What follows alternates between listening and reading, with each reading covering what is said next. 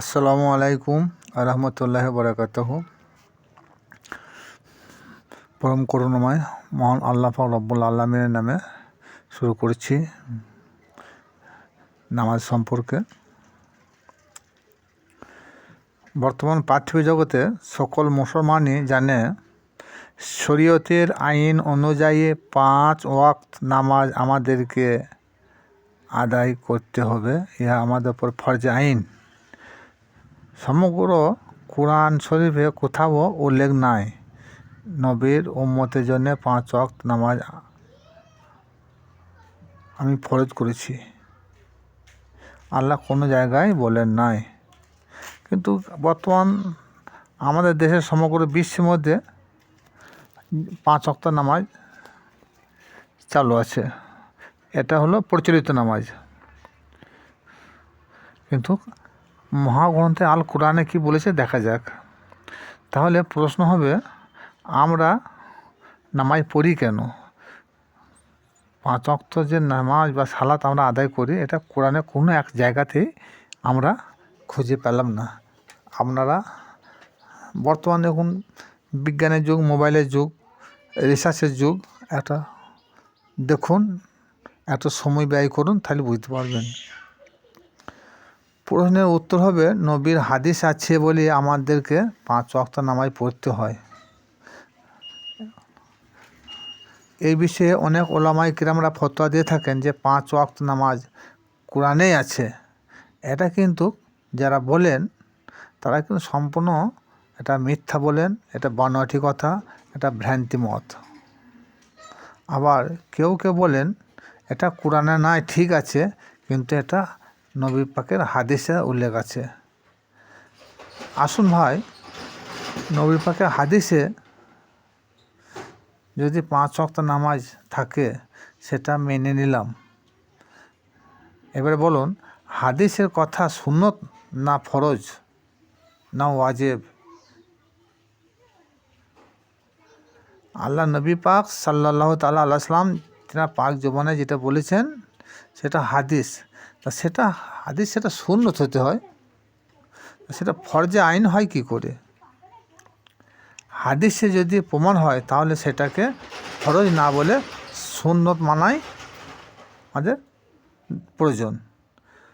যেসব উলামায়ে কিরামগণ কোরআন ভিত্তিক 5 ওয়াক্ত নামাজ প্রমাণ করেছেন তার একটা প্রমাণ হলো সূরা বানী ইসরাঈল আয়াত নম্বর 78।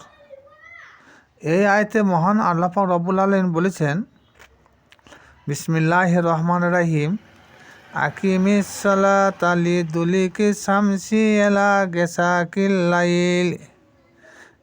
গাসাকিল লাইলি ওয়া কুরআনিল ফাজরি ইন্না কুরআনিল ফাজরি কানা মাসহুদা। এর বাংলা অর্থ, নামাজ কায়েম করো তোমরা, সূর্য ঢলে যাওয়ার কারণে তোমরা নামাজ আদায় করো। রাতের অন্ধকারের জন্যে, এক সূর্য ঢলে যাচ্ছে তার একজন্যে, আর রাতের অন্ধকার ঘনিয়ে আসছে তার জন্যে। কিন্তু রাতের অন্ধকার বলতে এখানে কে মগরবকে এসা বুঝেছে, এটা আদৌ নয়। সূর্য ঢলে যাওয়ার কারণে এটা বলতে চেয়েছে কেউ, যে না জহরের সালাত বলেছে ফজর থেকে জহর, এটা আদৌ নয়। হ্যাঁ, এদের কোরআন যদি রিসার্চ থাকতো তাহলে নিশ্চয়ই এরকম উল্টোপাল্টা তফসির কেউ করতো না। এবং ফজরের কোরআন, হ্যাঁ ফজরের কোরআন সত্য, এই ফজরের কোরআনটাকে কেউ কেউ তফসিরকাররা বলেছেন যে ফজরের নামাজকে বলেছে। এটা সম্পূর্ণ ভিত্তিহীন কথা। নিশ্চয়ই ফজরের কোরআন সত্য। এই আয়াতের মধ্যে 5 ওয়াক্ত নামাজ, ফজর, জোহর, আসর, মাগরিব, এশা, এরকম কোনো উল্লেখই নাই। কিন্তু বর্তমান তফসিরকাররা এটা 5 ওয়াক্ত নামাজ এই সূরা বানী ইসরাঈলে 78 নম্বর আয়াত থেকে তুলে ধরেছেন। লিদুলিকি শামস এর অর্থ কিছু তফসিরকাররা বলেছেন মাগরিব, কেউ লিখেছেন আসর হতে মাগরিব। ইমাম মালিক ইবনে উমর, ইবনে আব্বাস এনারা বলেছেন লিদুলিকি শামসের অর্থ হলো সূর্য যখন মাথার ওপরে উঠে যায় সেই সময়টাকে বলা হয়েছে লিদুলিকি শামস ইলা গাসাকিল। এর অর্থ হলো সূর্য অস্তমিত হওয়া। এর অর্থ এশার নামাজ নয়।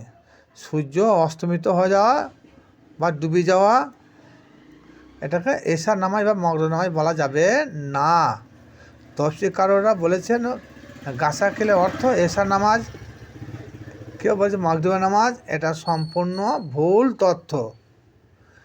এর হকিকতের অর্থ হলো মানব জীবনের জন্ম থেকে মৃত্যুকালকে বোঝানো হয়েছে। মানব জীবনের মায়ের পেট থেকে যখন ভূমিষ্ঠ হয় তখন তার প্রথম জীবন সূর্য, আর যখন তার মৃত্যুর সময় ঘনিয়ে আসে তখন সেটাকে বলা হয়েছে অন্ধকার ঘনিয়ে এসেছে, গ্যাসাকি লাইলে বলা হয়েছে। সূর্য ঢলে পড়েছে মানে তোমার জীবন ঢলে পড়েছে। সূর্য অস্তমিত বলতে এখানে মৃত্যুর সময়কে বোঝানো হয়েছে। সুতরাং তোমরা সালাত কায়েম করো বা আল্লাহর সাথে সংযোগ স্থাপন করো। সালাতের বাংলা অর্থ হচ্ছে সংযোগ বা যোগাযোগ। এরপর সূরা রুমে উল্লেখ করেছেন আয়াত নম্বর 17, বিসমিল্লাহির রহমানির রহিম, ফা সুবহানাল্লাহি হিনা তুমসুনা ওয়া হিনা তুসবিহুন। অর্থাৎ সুতরাং আল্লাহ সুবহানাহু ওয়া তাআলা তিনার নামে সকাল ও সন্ধ্যায় 2 বেলা তোমরা তসবিহ পাঠ করো। এই আয়াতের মধ্যে সালাতে কোনো নামগন্ধই নাই, কিন্তু বর্তমান তফসিরকাররা বলেছেন ফজর, মাগরিব, ফজর, এশা এরকম তুলে ধরেছেন। এটা আদৌ কিছু নয়। বর্তমান আলেমরা এই তসবিহ পাঠকে নামাজ বলে চালিয়ে দিচ্ছে, কিন্তু এই আয়াতে দেখুন সালাতের কোনো নামগন্ধই নাই। মুখেই বলে আমরা কোরআন মেনে চলি, অথচ কোরআন যাহা বলে তাহার বিপরীত কর্ম করে বসে। এই সূরা 18 নম্বর আয়াতে আল্লাহ বলেন ওয়াল্লাহুল হামদু ফিস সামাওয়াতি ওয়াল আরদি ওয়া আসিয়াও ওয়া হিনা তুজহিরুন। সপ্ত জমিন ও আসমানে যত কিছু আছে সবাই জোহর ও এশাতে আল্লাহর নামে হাম ও তসবিহ পাঠ করে। কখন? জোহর ও এশাতে। তসবিহ আর সালাত এক নয়। এখানে নামাজের কোনো উল্লেখই নাই। সকাল, জোহর, মাগরিব, এশা এই 4 ওয়াক্তই তসবিহ প্রশংসা করতে বলা হয়েছে। এই 2 আয়াতকে একত্র করে শরীয়তের পণ্ডিত মশাইরা বলেছেন যে 5 ওয়াক্ত নামাজ টেনে দিয়েছেন। সূরা হুদ আয়াত নম্বর 144, আকিমিস সালাতা তারাফাই নাহারি ওয়া জুলাকাম মিনাল লাইলে। আকিমিস সালাতা তারাফাই নাহারি ওয়া জুলাফাম মিনাল লাইলে। অর্থাৎ তোমরা সালাত কায়েম করো দিনের 2 প্রান্তে, অর্থাৎ ফজর ও মাগরিব নামাজকে বোঝানো হয়েছে। এই ফজর ও মাগরিব 2 ওয়াক্ত নামাজকে বোঝানো হয়েছে। অন্যত্র তফসিরকাররা বলেছেন মাগরিব ও এশা। সূরা বাকারা আয়াত নম্বর 238 আল্লাহ বলেন হাফিজুন আলা সালাওয়াতি ওয়া সালাতিল উস্তা।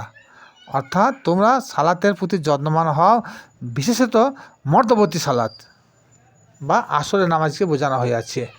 এই পর্যন্ত যাহা তুলে ধরা হয়েছে এগুলো সবই কোরআন থেকে। সূরা মারিজ আয়াত নম্বর অনুমান 23, এই আয়াতে আল্লাহ বলেন তোমরা সর্বক্ষণিক নামাজ কায়েম করো। আল্লাহ জেনাহুম আলা সালাতিহিম দাইমুনা। এই আয়াতটার কথা কোনো মোল্লা মুন্সিরা বলেন নাই, চাপা রেখে দিয়েছেন। এই আয়াতটা চাপা দেওয়া কারণ এই আয়াতটা চাপা না দিলে 5 ওয়াক্ত নামাজ জাহির হবে না। এই আয়াতটাকে চাপা দিয়ে এনারা 5 ওয়াক্ত নামাজকে জাহির করেছেন। বলে কি না হুজুর মিরাজ হতে আল্লাহ দেওয়া 5 ওয়াক্ত 50 থেকে কমিয়ে 5 ওয়াক্ত নামাজ এনেছেন। আল্লাহ যে 5 ওয়াক্ত নামাজ তিনার হাবিবকে উপহার দিলেন তা কোরআনে কোনো এক জায়গায় তিনি উল্লেখ করলেন না। যে মসজিদুল হারাম হতে তিনি মসজিদুল আকসাতে ভ্রমণ করলেন সেটা প্রমাণ করলেন। সেখানে গিয়ে আবার নামাজ পড়েছেন সেটা প্রমাণ করেছেন। সেখানে হতে বোরাকা চলে সিদরাতুল মুনতাহা চলে গেলেন সেটা প্রমাণ করেছেন। সেখান থেকে জিবরিল আলামিন ফেরেশতা তিনি আর যেতে পারলেন না, সেটা প্রমাণ হলো। আর আল্লাহ সাথে কীভাবে কথা বললেন সেটা তিনি প্রমাণ করলেন। নবীর সঙ্গে আল্লাহ কতটা ফারাক বা পার্থক্য ছিল সেই রাতে, সেটা উল্লেখ করা হয়েছে। তাহলে 5 ওয়াক্ত নামাজ তিনি নবীকে দিলেন উম্মতে মুহাম্মাদির জন্য উপহার, সেটা একবারও তিনি উল্লেখ করলেন না। এটা সম্বন্ধে আমাদের একটা চিন্তা ভাবনা করা দরকার আছে। সব কিছু মিরাজের রাতে সব ফাঁস করলেন, কিন্তু তিনি যে মিরাজের রাতে যে 50 ওয়াক্ত থেকে 5 ওয়াক্ত নামাজ দিলেন, সেটা কোরআনে একবার উল্লেখ করলেন না। করার প্রয়োজন ছিল, কিন্তু করেন নাই কেন? তার মানে আল্লাহ ঠিক ভুল করেন নাই, ভুল মানুষই করেছে। 5 ওয়াক্ত নামাজকে জাহির করে কোরআনকে অবমাননা করা হয়েছে। কোরআন সর্বমোট 3 ওয়াক্ত নামাজের কথা উল্লেখ করেছে। সূরা বানী ইসরাইল 78 নম্বর আয়াতেও যে সূর্য ঢলে পড়ার কথা এবং সূর্য ডুবে যাওয়ার কথা আল্লাহ বলেছেন, সেটা এই সৌরজগতের সূর্য নয়। এটাকে আল্লাহ রূপক অর্থে ব্যবহার করেছেন, কারণ সূর্য কোনো দিন ঢলে না ও অস্তও যায় না। সূর্য তো একটাই সূর্য, যদি ডুবে যায় তাহলে নরওয়েতে একটানা 6 মাস দিন ও 6 মাস রাত হয় কেমনে? আমাদের দেশে যখন সন্ধ্যা হয় তখন অন্য দেশে সকাল হয়, আবার কোনো দেশে দুপুর ও আসর মাগরিব হয়। এটা কি করে সম্ভব হয়?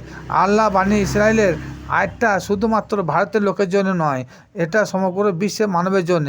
সূর্য কখনো অস্ত যায় না এবং উদিত হয় না, সর্বদাই নিজের কক্ষপথে ঘুরছে। বিজ্ঞান বলছে পৃথিবী ঘুরছে, কোরআন বলছে সূর্য ঘুরছে। তার জন্যে আল্লাহ সূরা মুহাম্মদে 24 নম্বর আয়াতে বলেছেন, তোমরা কি আমার কোরআনের আয়াত নিয়ে কেউ গবেষণা করো না? আমরা সবাই কোরআন পড়ি, কেউ গবেষণা করি না। যদি গবেষণা থাকতো তাহলে আমাদের মধ্যে